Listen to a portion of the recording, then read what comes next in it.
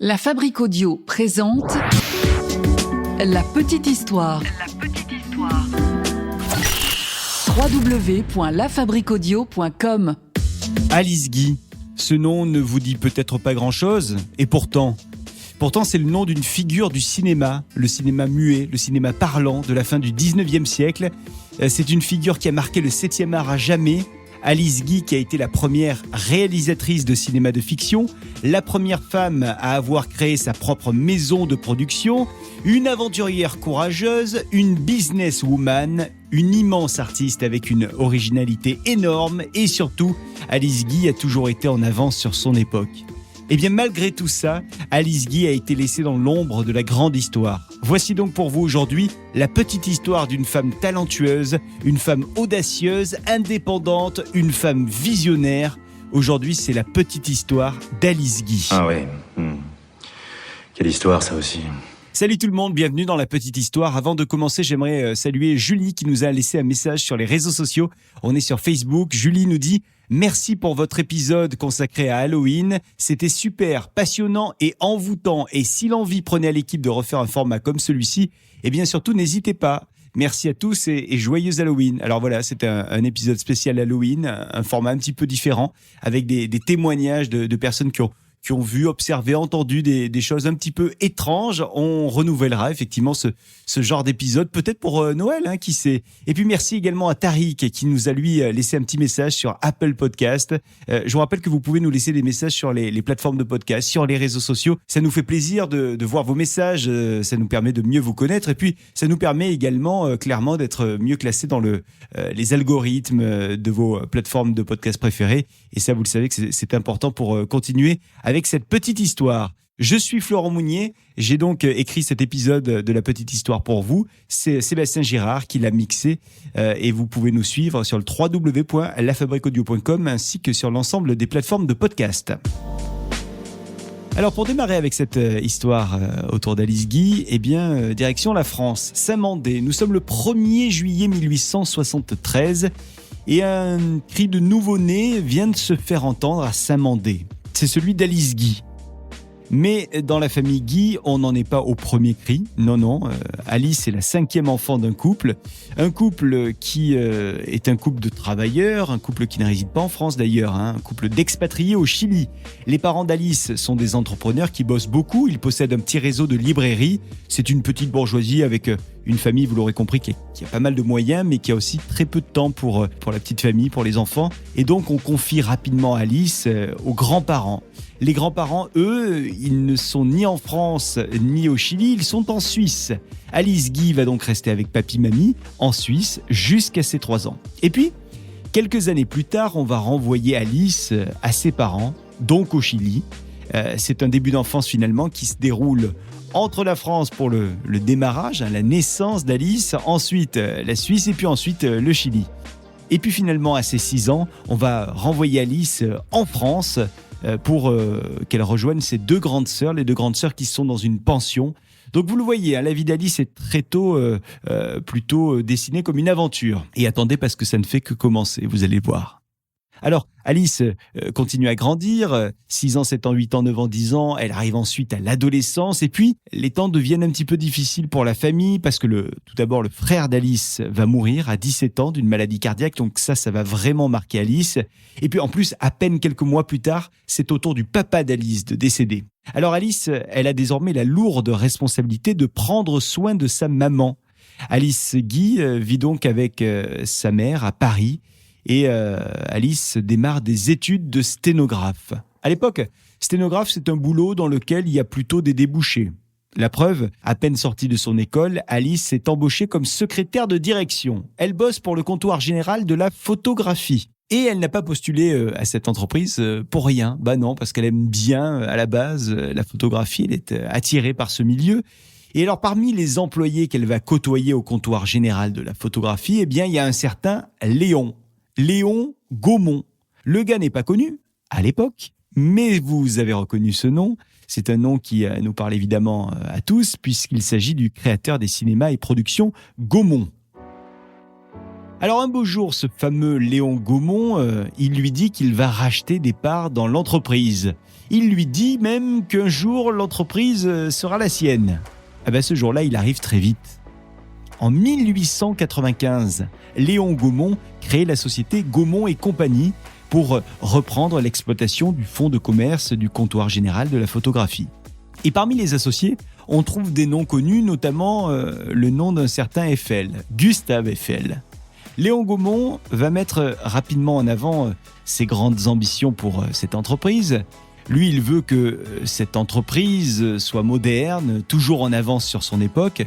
Et donc, il va commercialiser des appareils comme le phonographe. Et pour convaincre les exploitants d'acheter son phonographe, il commence à produire ce qu'on appelle des vues animées pour montrer un petit peu ce que pourraient être ces photographies animées. Il fait faire des films, des mini-films. Alors au début, Léon, il n'envisage pas d'entreprendre une production régulière de films, encore moins des films de fiction comme ça va finalement être le cas, à la différence de son concurrent Pathé d'ailleurs, qui à l'époque a déjà commencé à produire les films. Mais finalement, les objectifs, on le verra ensuite, de la Gaumont vont évidemment très vite évoluer. Alors quoi qu'il en soit, à l'époque, Léon Gaumont, il propose un poste de secrétaire à Alice Guy. Il lui dit que dans cette entreprise, elle va se sentir bien, il lui dit que c'est une entreprise qui va se développer. Donc il veut qu'Alice soit sa secrétaire particulière, parce qu'il a capté en fait qu'Alice, c'était quelqu'un de très intelligent, de rapide, d'efficace, donc il veut absolument l'avoir auprès de lui. C'est donc ainsi qu'Alice devient la secrétaire du directeur de la société Gaumont et compagnie. Mais Alice, elle a accepté avec une idée en tête, parce qu'elle n'en a que faire de ce métier de secrétaire. Elle, ce qu'elle veut, elle le sent bien, c'est autre chose, quelque chose plus en lien avec ses capacités, ses compétences, son talent. Elle sait qu'elle n'est pas faite pour le métier de secrétaire. Elle le sent bien. Elle sent qu'elle a mieux à offrir, beaucoup mieux. Elle n'a rien à prouver à personne, mais elle veut absolument que son talent puisse servir au monde du spectacle, par exemple. Et justement, elle entend dire que son patron veut investir dans le cinéma. Elle entend parler de ces fameuses vues animées. Alors, le cinéma, ça lui parle de suite à Alice Guy. Ça serait évidemment une superbe opportunité pour elle, une opportunité d'évolution. Et donc, elle commence à penser à tout ce qu'elle pourrait faire autour du cinéma. Si jamais un jour, on osait lui donner une caméra. Pensez donc donner une caméra à une femme. Sauf que Mademoiselle Alice, c'est comme ça qu'on l'appelle chez Gaumont et compagnie, elle a tout un plan en tête. Elle a décidé qu'un jour, elle oserait débouler dans le bureau de son directeur et elle oserait lui expliquer qu'il faut qu'il lui permette de réaliser des films. Et des films à scénario en plus, pas juste des films sur lesquels on voit un train qui entre ou qui sort d'une gare ou alors une voiture qui démarre. Non, elle, son truc à Alice, c'est de raconter des petites histoires. C'est ça qu'elle veut en fait, c'est mettre en avant les gens avec une caméra en racontant leurs histoires à eux. Ça pourrait être de véritables histoires ou même des histoires inventées, mais en tout cas ce qu'elle veut, c'est la réalité des gens, mettre un petit peu en avant cette réalité. Et alors elle se met à imaginer, à rêver à tout ce qu'elle pourrait faire si un jour on lui donnait cette fameuse caméra. Elle pense à tous ces costumes qu'elle choisirait, elle pense aux décors, les décors de son quartier, les décors de sa ville, ou même les décors du pays. Elle connaît certains endroits qui sont plutôt magnifiques, qu'elle aimerait mettre en avant dans ses productions, ses futures productions. Elle imagine également à quel comédien elle pourrait proposer un jour de jouer devant sa caméra. Et donc ce jour-là va arriver, où Alice va prendre son courage à deux mains, et elle va donc débouler dans le bureau de son directeur, Léon Gaumont. « Monsieur Gaumont, j'ai une idée. Je vais écrire des petites scènes. Je vais les faire jouer à des acteurs et moi, je vais tout filmer. Et vous allez voir, ça sera génial. Vous, monsieur Gaumont, vous n'avez qu'à me prêter du matériel. C'est tout.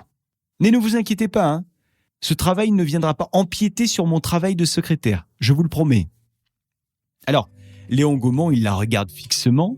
Il prend à peine quelques instants pour réfléchir à cette proposition d'Alice Guy. En fait, pour lui, c'est déjà tout réfléchi.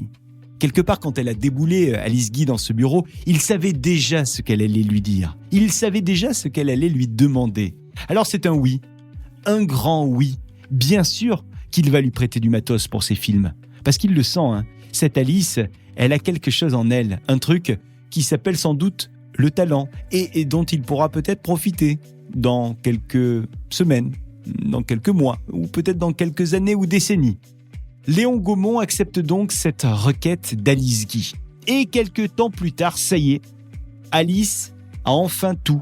Elle a tout le matos, tout, pour faire son premier petit film de fiction.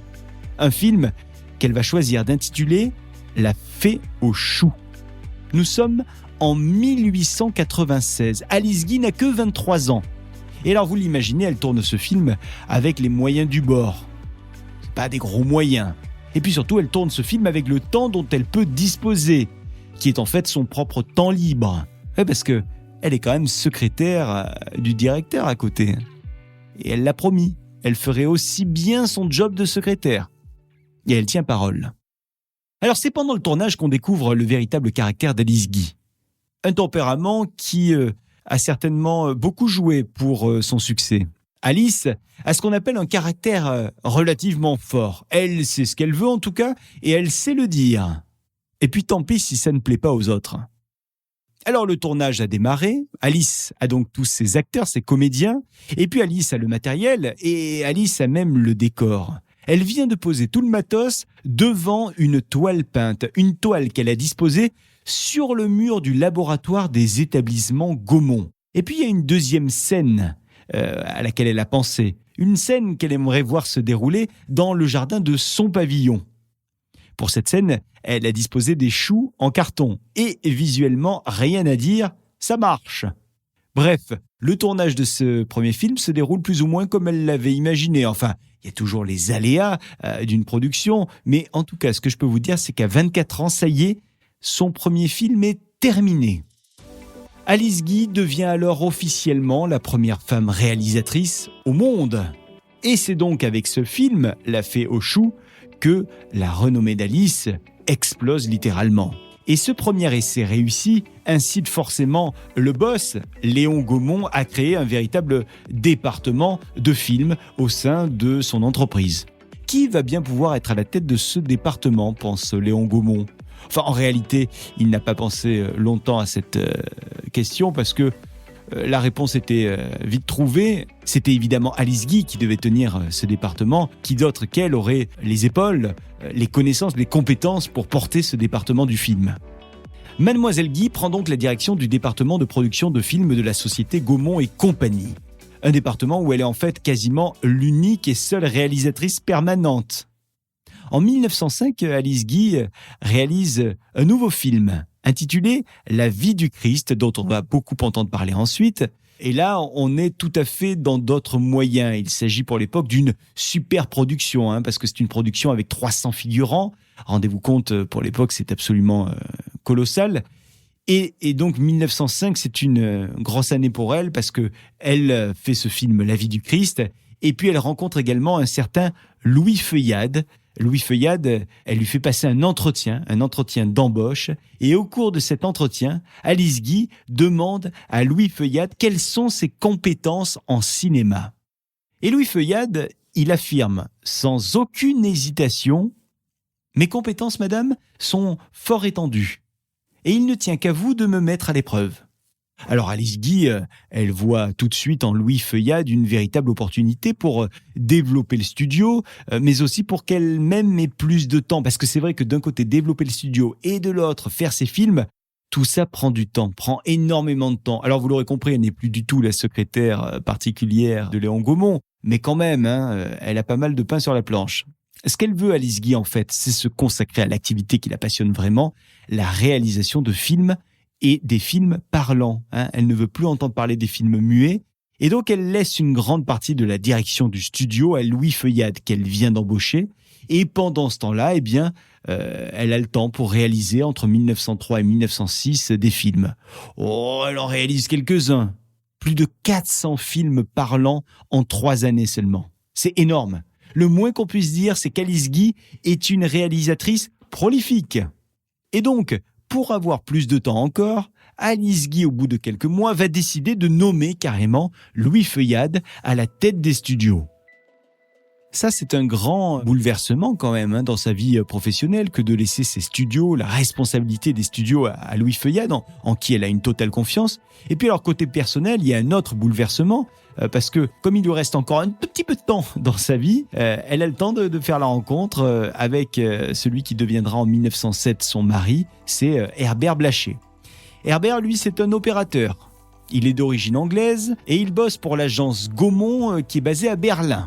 Alors la vie professionnelle et la vie perso d'Alice sont extrêmement remplies, extrêmement chargées, vous l'avez compris. Alice, elle ne s'arrête jamais, elle ne s'arrête pas de travailler, elle a aussi des enfants d'ailleurs.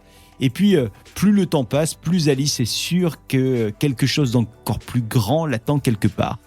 Et donc, elle va prendre la décision, avec son mari tout de même, de s'envoler vers les États-Unis. Ce qu'elle a en tête, c'est en fait d'ouvrir à terme sa propre société de production et ses studios de cinéma, rien que ça. Et donc, le couple va s'installer non loin de New York. On est en 1910, et là, il y a quelques années qui se sont passées, quelques temps passés aux États-Unis sans véritable action professionnelle. Elle a un petit peu traîné, Alice Guy, mais elle décide enfin de monter sa propre société de production qu'elle base à Fort Lee. On est dans le New Jersey. Et donc, elle décide de donner pour nom à cette entreprise Solax. Et rapidement, ça marche très bien pour cette entreprise. Les productions d'Alice Guy explorent une grande variété de genres qui attirent beaucoup de monde, beaucoup de public. Il y a des sujets qui sont vraiment engagés. Et Solax devient donc rapidement la plus grande maison de production des États-Unis. Tout ça, vous l'aurez compris, c'était avant l'avènement d'Hollywood. Alors elle se met à produire des westerns, elle produit des films sur la guerre, notamment la guerre de sécession, elle produit des films mélodrames également. Et dans ces films, on évoque l'immigration, l'antisémitisme, le racisme, la traite des blanches ou encore les luttes sociales. Alors celle qu'on appelle aux États-Unis la charmante petite dame française, elle tourne désormais en moyenne 1 à 3 films par semaine, rendez-vous compte. Alors Alice continue à avoir le vent en poupe, comme c'était le cas en France. Cette fois-ci, c'était aux États-Unis. Ça dure comme ça quelques temps. Mais vous la sentez arriver, la chute, après l'ascension. On est en 1914 et c'est le début de la Première Guerre mondiale. L'Occident est à nouveau en guerre, les États-Unis également, donc ça a une incidence sur les marchés, ça a une incidence sur le cinéma de manière indirecte, et la situation financière de la société, de sa société, commence à devenir extrêmement critique. Et puis, les mois passent, et plus les mois passent, plus c'est dur pour l'entreprise Solax. En plus, le couple a aussi des problèmes, il y a des tensions dans le couple. Le couple doit éponger une dette de $40 000, dette qui a été contractée par son mari, Herbert, qui a fait des spéculations frauduleuses. Et puis ce n'est pas tout. En 1918, le mari, Herbert, quitte Alice pour une actrice. Et alors ça, c'est la goutte d'eau qui fait déborder le vase, parce que c'est là où il y a une période très, très, très dure qui commence pour elle, pour sa petite famille avec ses 2 filles, et pour son équipe d'ailleurs. Toute l'équipe de la Solax Production était impactée évidemment. Alors elle essaye, Alice, tant bien que mal, de redresser la barre. Elle continue à faire des films, elle essaye de produire beaucoup. Il y a encore quand même de beaux succès, c'est le cas avec un des films qui s'appelle The Great Adventure, qui sort en 1918. Mais 2 ans plus tard, là c'est l'hécatombe.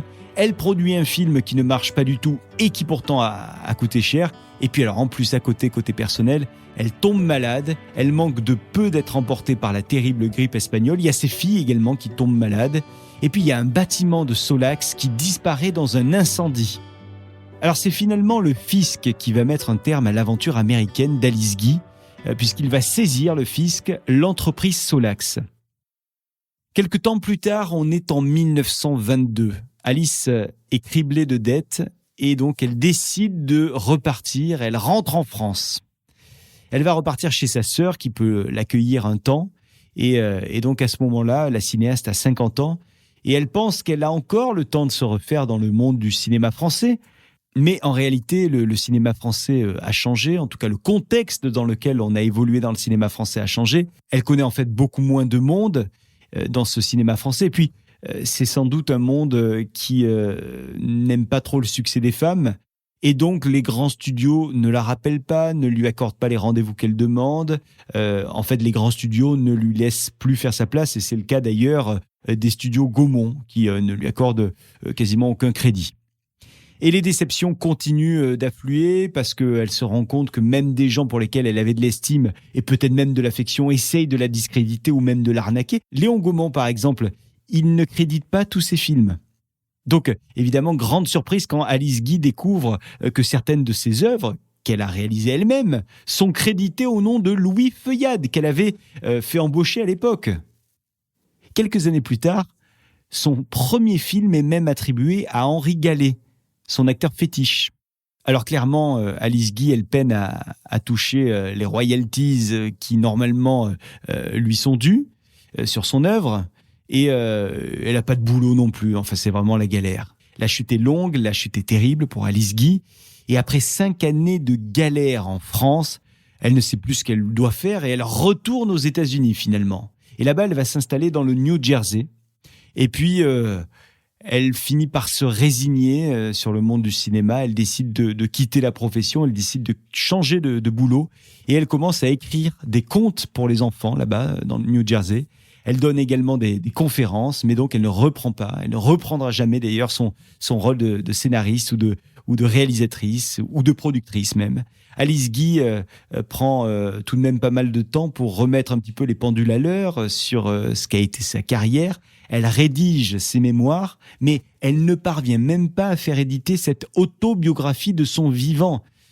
Quand on repense à ce qu'elle a été pour le monde du cinéma, c'est quand même incroyable que son autobiographie ne soit acceptée par aucun éditeur à l'époque. L'histoire d'une pionnière du cinéma ne semble pas vraiment intéresser les éditeurs à ce moment-là. C'est complètement incroyable. Et Alice Guy va mourir en 1968 avec la Légion d'honneur tout de même, mais sans avoir vu éditer cette autobiographie la concernant. Donc, elle aura vécu jusqu'à l'âge de 95 ans, Alice Guy, et son autobiographie a finalement été publiée après sa mort grâce à une association féministe qui a largement milité pour qu'il y ait cette publication. Elle a bataillé jusqu'en 1976, cette association, pour obtenir enfin la publication de, je cite, l'autobiographie d'une pionnière du cinéma 1873-1968. On va vous laisser les infos sur cette autobiographie, évidemment, dans la description de cet épisode. Voilà pour cette petite histoire concernant la pionnière du cinéma, Alice Guy, première femme à avoir monté sa boîte de production, première femme à avoir réalisé un grand film international, une femme qui a réalisé plus de 400 films dans toute sa carrière, une femme qui a rencontré les plus grands noms du cinéma de l'époque. Bref, une femme dont on aurait dû entendre parler beaucoup plus. Merci à Sébastien Girard qui a mixé cet épisode. Merci à vous de l'avoir suivi. Vous souhaitez le commenter, n'hésitez surtout pas, on vous attend sur les réseaux sociaux et sur les plateformes de podcast. Et puis n'hésitez pas également à partager cet épisode et à aller lui mettre une petite note sur les applications de podcast, notamment sur iTunes, Apple Podcast, ainsi que Spotify. On se retrouve, nous, la semaine prochaine pour un nouvel épisode de La Petite Histoire. Prenez soin de vous et à très vite. La Fabrique Audio présente La Petite Histoire. La Petite Histoire. Vous souhaitez devenir sponsor de ce podcast ? Contact @lafabriqueaudio.com. Avant de se quitter, je vous rappelle que La Fabrique Audio produit des contenus audio pour les marques, les entreprises, les collectivités. On crée pour vous et avec vous des podcasts, des web radios. Donc si vous souhaitez qu'on en parle directement, ça se passe sur contact @lafabriqueaudio.com, la fabrique avec un K.